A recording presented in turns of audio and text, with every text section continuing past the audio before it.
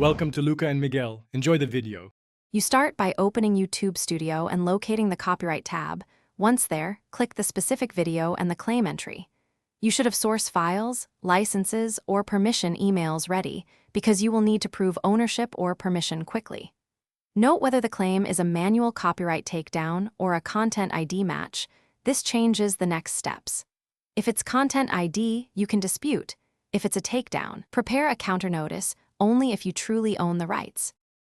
Now you file the correct response.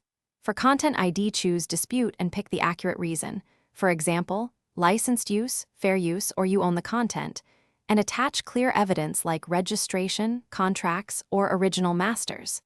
If it's a legal takedown and you genuinely own the work, you may submit a counter notice.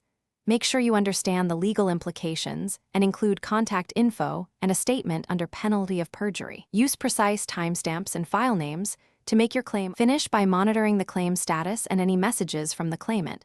Once done, reply promptly if they request more proof. If your dispute is rejected, gather stronger documentation and appeal, or consult a copyright attorney to evaluate a counter notice versus settlement.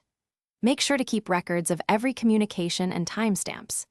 If things go wrong, like repeated wrongful claims, use creator support, escalate via YouTube's support channels, and preserve all evidence for legal steps if necessary.